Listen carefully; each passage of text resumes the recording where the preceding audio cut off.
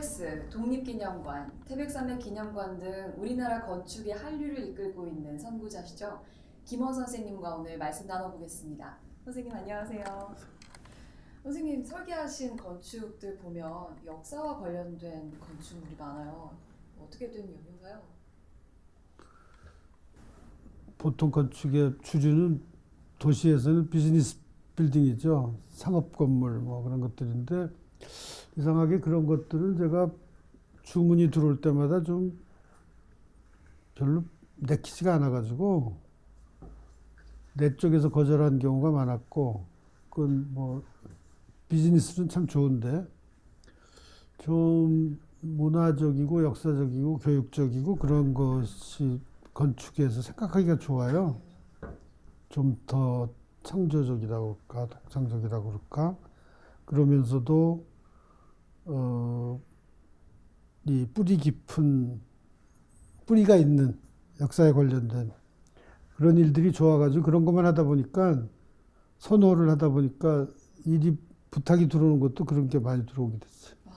그래서 최근에 광화문 프로젝트도 하고 계시잖아요. 어떤 프로젝트인가요? 한마디로 광화문이 우리 그냥 흔히 하는 얘기로 광장이라고 하면서도 그냥 양쪽에 6차선 도로가 싱싱 달리는 시끄러운 거, 위험한 거에 피해 다니는, 실제로 광장이 아니구나 하는 것 때문에 서울시에서 이제 정말로 광장이 되려면 어떻게 하는 게 제일 좋으냐, 전문가들이 토론을 해서 요즘 왜 공론화라는 식으로 좋은 해결 방안을 좀 찾아보자 했던 거죠. 오랫동안 토론을 해보니까 우리가 자동차에 밀려서 사람들이 그 대로나 광장을 피해 다녔던 것은 참 잘못됐다. 도시라는 것은 사람들이 편하게 걸어 다니고 위협을 안 받고 자동차 냄새도 덜 맡고 그럴 수 있어야 되겠다는 것에 시범 사업으로서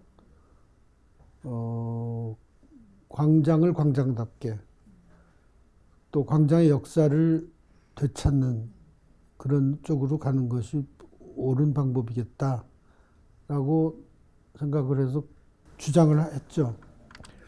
촛불혁명을 겪으면서 사람들이 그 광장에서 맘 놓고 드러누워 있어 보고 걸어 다녀 보고 차에 대해서 신경을 안 써보는 경험을 처음 해보니까 와, 이게 이렇게 좋은 거구나. 그래서 그 다음부터는 우리가 주장하던 그 보행자 전용 광장으로 언젠가는 바꿔야 되겠다는 거에 상당히 많이 공감들을 하셔요. 아마 그렇게 갈 것 같습니다. 네. 또 건축 설계하실 때 환경과 사람을 항상 고려하시면서 환경권이 곧 인권이다 이런 주장을 하세요. 어떤 말씀인가요? 그건 뭐 두말할 필요가 없이 너무너무 당연한 얘기인데, 환경에 대해서 우리나라처럼 이렇게 좋은 환경을 향유할 수 있는 거를 사람들한테 허용을 해야 할 텐데, 그것이 인위적으로 배제된다는 것이, 제가 건축을 전공으로 하면서 참 늘 마음 아픈 일이었어요. 집을 짓자고 보면 항상 땅을 파야 되고 나무를 비워야 되고, 그런 일을 내가 너무 많이 마음 아픈 일을 겪었기 때문에 될 수 있으면 그렇게 안 하고, 또 더군다나 우리 이 조상들의 전통적인 사고방식은 자연 속에 인간이 있다, 하늘 아래 땅 위에 사람이 산다, 그런 건데도 불구하고 우리는 그냥 자연으로부터 보호받는 밀폐된 공간만 생각해 왔기 때문에 환경에 대해서 이걸 찾아주는 것이 사람들의 기본의 권리를 보장하는 것이다라는 생각을 하게 됐어요. 점점 더 그러다 보니까 건축가가 건축을 자기 작품을 막 요란하게 만들어가지고 자기 솜씨를 자랑하는 것이 참 하찮은 일이다라는 생각이 들게 됐어요.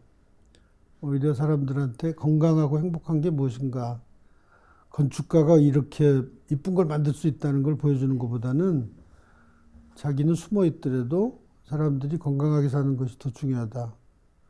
그리고 그것은 환경 문제인 동시에 인권이 기본권이다. 라는 생각을 하게 됐죠. 이 토건 마피아에 대해서 참 안타까움을 표하셨던 것 같은데요. 안타까운 정도가 아니라 정말 못할 짓을 한 거죠. 그동안에 사람들의 가치관을 그렇게 피폐하게 만들어 놓았다든가 생활 환경을 그 좋은 걸 우선으로 하는 게 아니라 집과 땅을 투기 목적으로 하는 사고방식을 팽배하게 만든 정치나 경제나 이런 것들이 정말 마음 아픈 역사예요. 이게 정말 잘못된 역사였어요. 청년들에게 포럼에서도 말씀해 주셨지만 이 네덜란드식 사고에 대해서 소개해 주셨어요. 어떤 사고인가요? 쉬운 얘기로 지금 우리가 꼭 그걸 지향하는 것 같이 보이는데 왜 강소국이라는 거 있죠. 작은 나라이지만 강한 네. 강대국이 아니지만 누구도 무시할 수 없는 강한 나라라는 것은 그럼 어디서 생기는 걸까? 우리가 네덜란드하고를 비교를 해보면 정말 우리나라를 금수강산이라고 할 만해요. 네덜란드 나라가 3분의 1이 뭐 해수면보다 낮다는 거 아닙니까? 걸핏하면 뭐 물이 다 침범해버리고 산이 없어요. 그런데 비하면 우리나라는 정말 어디 가든지 아름답고 계곡에 물 막 마셔도 되고 이렇게 하느님이 주신 아름다운 땅이었는데 그걸 잘 보존을 못하고 왔다. 그 정말로 땅을 아끼고 해야 되는 건데 그걸 지금부터라도 우리 대대로 후손들이 오래 살 땅이니까 지금부터 늦지 않았다.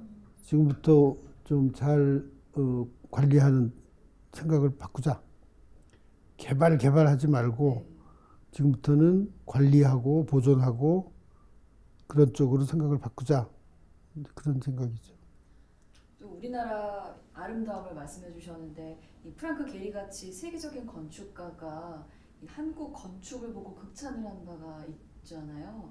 우리나라의 건축 한류 좀 소개해 주세요. 저는 한국의 건축에 대한 우리 조상들의 그 지혜가 정말 훌륭하다고 생각을 너무 훌륭하다는 생각을 많이 해요. 예를 들면 그 팔만대장경을 보존해온 장경각 같은 거 보면은 그냥 지혜롭게 대류 환기 이것만 가지고도 800년 동안이나 그걸 보존을 했다고. 거기 무슨 약 뿌리고 무슨 뭐 그런 인공적인 무슨 항온 항습 이런 거 안 하고도 아주 우리 쉬운 얘기로 온돌방 같은 거 생각해 보면 에너지를 가장 효율적으로 쓰고 오래 지니고 이용하면서도 서양 사람들처럼 복사열을 받을 때는 연기도 같이 오고 냄새도 같이 오고 끓음도 같이 오잖아요. 근데 우리는 아래로 이렇게 하면 우리가 필요한 열만 받아들이고 연기 끓음은 밖으로 내보내버려. 그런 걸 미리 신기하잖아요. 생각했다는 거예요. 올해도 저 UIA 세계건축가연맹이 회의가 있었는데 4,300명이라는 건축가가 한국에 와서 정말 감탄을 하고 갔어요. 그러니까 지금까지 우리가 우리 것이 별로 시원찮다고 생각해왔던 그런 걸 버리고 정말 자부심을 갖고 이것은 무슨 한국 드라마, 케이팝 이런 거 이상으로 정말 세계 인류를 행복하게 할 수 있는 철학이고 사상이에요. 네. 보급을 해야 된다고. 마지막으로 이 청년들 주거 문제로 고민이 많은데 청년들에게 말씀 한마디 부탁드릴게요. 청년 주거 문제는 정말 아주 심각한 문제이고 한데 일거에 뭐가 되지는 않겠지만 어쨌든 지금까지 우리가 잘못된 것을 다시 돌이켜봐서 반성하면서 새로운 걸 찾으면 된다는 것이 이제 해법인데, 그럼 잘못한 게 뭘까를 하나씩 짚어보면 좋죠.